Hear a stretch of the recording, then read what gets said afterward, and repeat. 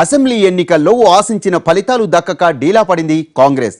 ఇక ఇప్పుడు ఆ పార్టీ శ్రేణుల ఆశలన్నీ లోక్సభ ఎన్నికల మీదే.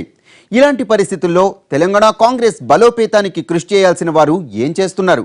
పార్టీ ప్రెసిడెంట్ తర్వాత ఆ స్థాయి పదవి ఉన్న నేతలు పార్టీ కోసం ఏం పాటుపడుతున్నారు? పార్టీ పటిష్టతకు కృషి చేయాల్సిన సదరు లీడర్ల పని విషయానికి వచ్చేసరికి మాత్రం ఎందుకు కనపడడం లేదు?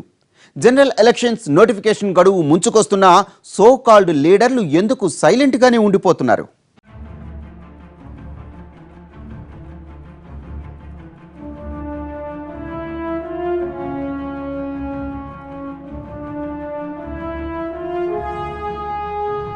తెలంగాణ కాంగ్రెస్ లో నాయకులకు కొదవలేదు.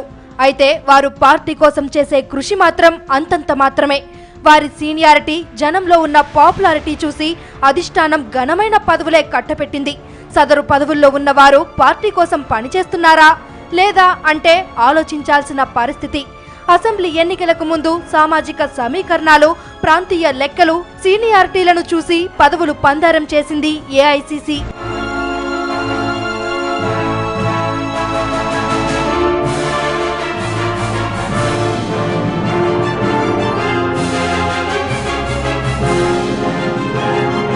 తెలంగాణ కాంగ్రెస్ పార్టీకి ఏకంగా 4 వర్కింగ్ ప్రెసిడెంట్లను ఇచ్చింది. అంతకుముందు ఒక పీసీసీ చీఫ్, ఒక వర్కింగ్ ప్రెసిడెంట్ మాత్రమే ఉండేవారు పార్టీకి. అయితే ఇప్పుడు ఏకంగా 4 వర్కింగ్ ప్రెసిడెంట్లు అయ్యారు. రేవంత్ రెడ్డి, పొన్నం ప్రభాకర్, జెట్టి కుసుమకుమార్, అజారుద్దీన్లకు పదవులు కట్టపెట్టింది అధిష్టానం.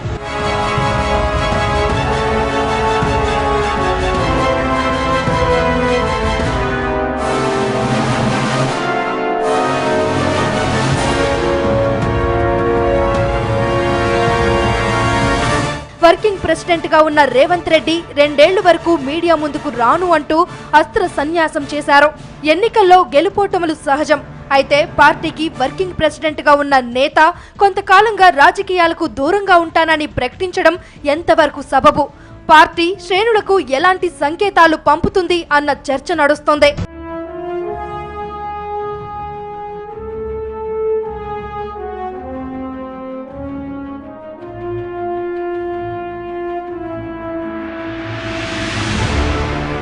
ఇక పొన్నం ప్రభాకర్ రాష్ట్ర పార్టీకి వర్కింగ్ ప్రెసిడెంట్ అయినా ఆయన కరీంనగర్కే ఎక్కువ సమయం కేటాయిస్తున్నారు.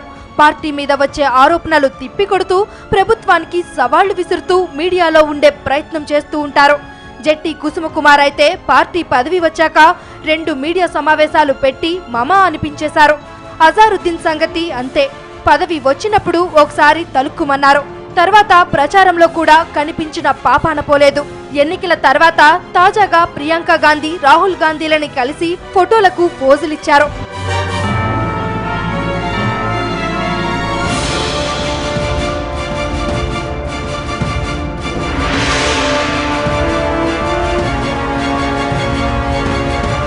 పార్టీ బాధ్యతలు ఎక్కువ మందికి ఇవ్వటమంటే పని పంచుకొని పార్టీ పటిష్టానికి కృషి చేస్తారనే.